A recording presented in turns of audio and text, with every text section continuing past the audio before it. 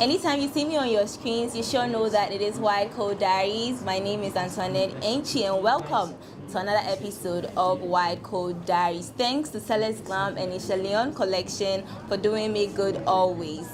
Today we have a very good topic to discuss, and we have with us a sweet gentleman to help us discuss the topic. But before that, let's hit the streets and hear what people have to say about this topic. Hello, have you bought drugs in the pharmacy without a doctor's prescription before?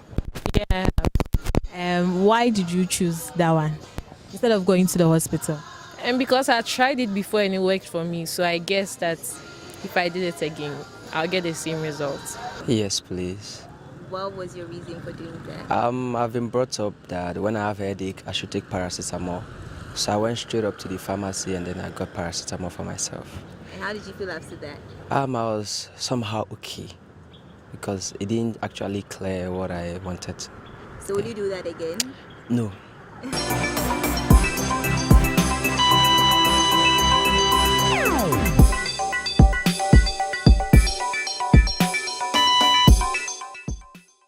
That's what people are saying about the topic, and of course today we are treating drug abuse. And just as I said, we have a sweet gentleman here, and he's by name Philip Kwame Asunade. He's a 4th year nursing student.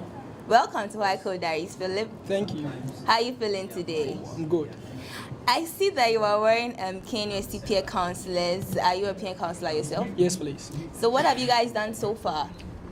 Last week was Emotional Health Awareness Week for students on KNUST campus. Okay. So we started on Monday and we went through the week and we climaxed it on the 17th at Parade Grounds with a massive health screening. Okay. Where students came out to check their hepatitis status, HIV, and then some too donated blood. So, Oh, that's great. Yeah, but it's so good that you are a peer counselor. I want to ask, have you guys had anything or any program to address drug abuse among students? Yes, please. Yes, please. Okay. Yeah, we have the Counselors Corner on Okay. Focus FM. Okay. Every Thursday. So it's one of the topics that we've discussed, and we have posters around on the various WhatsApp pages talking about drug abuse, sexual harassment, and other related issues. Okay, so now let's hit straight to our topic for today. Is drug abuse only about the cocaines and marijuanas? What at all is drug abuse? When you say drug abuse, when anyone uses an illegal substance, Okay. like the cocaine and the marijuana that you talked about, Yeah. it's drug abuse. Or when someone misuses a prescribed drug. Okay. Let's say that you go to the hospital, the doctor has given you paracetamol. Uh-huh. Take 500 milligrams, that is one tablet. Okay. One in the morning, and then like 8 hours time, take another. Okay. But you decide to take 2 in the morning, Okay. then 2 in the afternoon. When you do that, you are abusing the drug. Okay. So drug abuse is not one-time something, but something that comes when you develop the habit for it. Oh, okay. So it means it's a gradual thing. Yes, please. So how long does it take a person to be classified as, hey, you are abusing a drug? When the person starts to get addicted to the drug, that Okay. is, you can't do away with the drug. Let's say that I'm a musician. Okay. Before I go on stage, I take, let's say, a bottle of appetition. Okay. It's something that I've been doing, and it will reach a time that without that bottle, I can't go on stage. Okay. At that instance, you've become addicted, and that time you've abused the drug to quite like an extent. Oh, okay. That's interesting. You mentioned appetition, right? Is it a substance people abuse, and what are some of the other common substances people abuse in our time? Alcohol is the leading, like Okay. among the youth. Yeah, and then now I've heard that students too are abusing an analgesic. We call it tramadol. Oh, okay. It's a painkiller, but Okay. it says that I learned that it has some sexual related function. So that is not a prescribed use though. But Okay. people have been abusing that drug, tramadol. So why do you think people end up abusing drugs? I mean, after it has done what you wanted to do for you, why do you continue till the point you're addicted to it? One, people start abusing drug like for experimental sake. Like I've heard of it. Every time I see on the TV, I hear on the radio, on social media, or people will be talking about it. So people just want to, out of curiosity, Okay. they just want to know what it is. So when they try it first time, oh, it didn't go down. Oh, let me, second time, third time, then it will become a habit. And some to peer pressure. Okay. They want to belong to a group. So if you don't do it, then that means you don't have that zeal. You are not guy. Like as used to say, like, you are not guy. So Okay. so peer pressure too is an influence. And then availability of the drugs. Nowadays, like if you walk 82 blocks away, you get to a spot where they sell alcohol. So yeah. the availability of the drug is very easy to get those drugs. So people just go in for it. Go in for it. And some too, they want to ease stress. They think that they are stressed up, and then the best way to de-stress is to go in for drugs, and then that will calm their system. Great. Now, you are a nursing student, so you obviously go to the hospital for clinicals and practicals, right? Yes, please. How do people who have abused a drug typically behave? They are very irritable. Very, very irritable, and they are very difficult to control. Because the stage that they will come to the hospital, then it has gotten to the addiction stage. Without the drug, they can't do away with it. So when they come, some have needle marks all over their skin, like those that use the injectables, like the heroin. So they have needle marks. Some to come in a bad state. They'll be there, and then they'll be telling that they hear voices. Some will be seeing things that are not there. Some go into like a mental. They get mental conditions. So they come in a very worst state. And then the worst of it, some develop liver problems, kidney problems. Okay, you hold on to the effects. When we come back after the break, we'll talk about them. You are still watching White Coat Diaries. A big thanks to Chris Bond Pictures. And of course, do follow us on WCD at Instagram, Facebook, and Twitter. Our proud sponsors are Icy Cup. We'll be right back after this.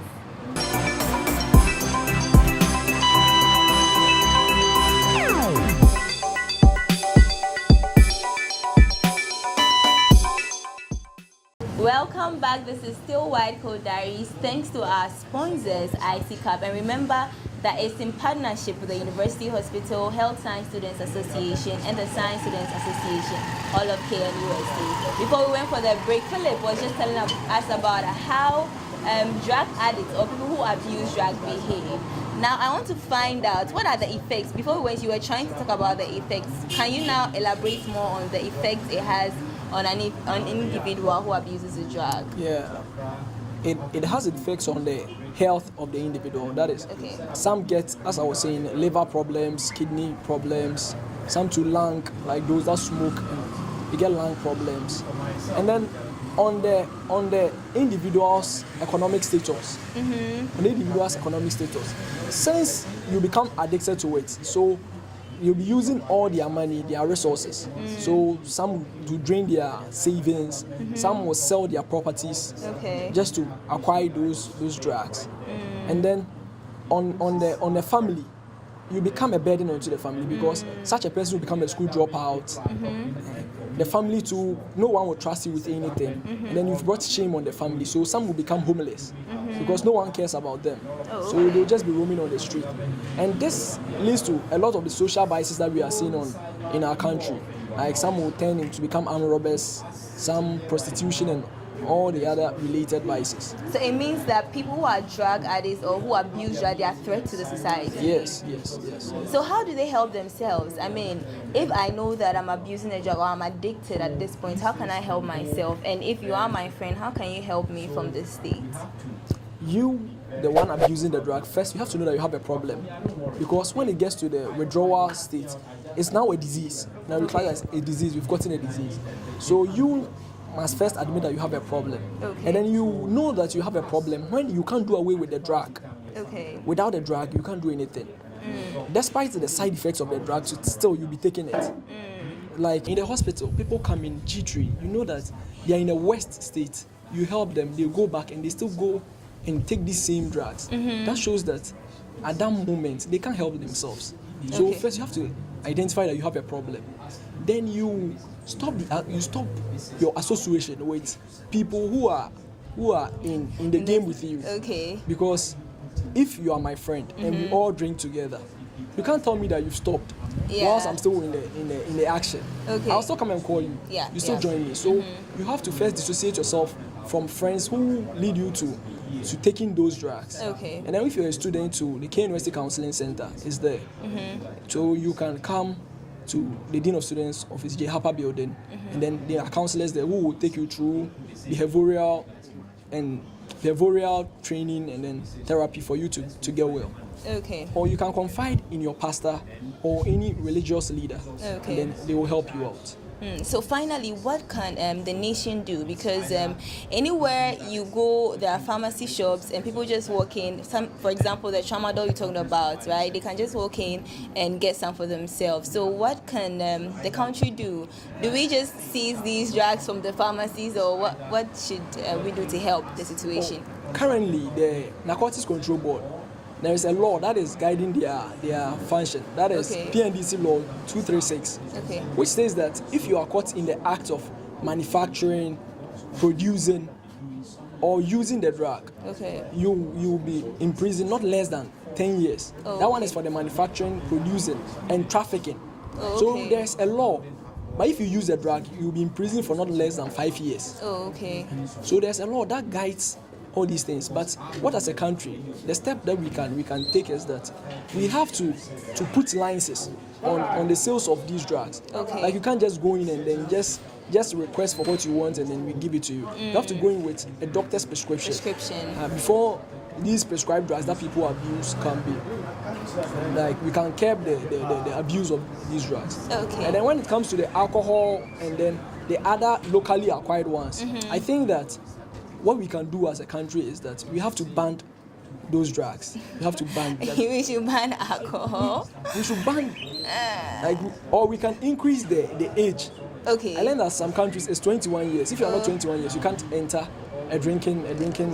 But Ghana is 18 years. And then 18 years, you are not that old. Or probably the advertisements should go down That or one something. that one to support. But that's how they are able to reach their people to be able to get so sales. we regulate like the way they advertise on our social media, on our television, and then on our radio sets.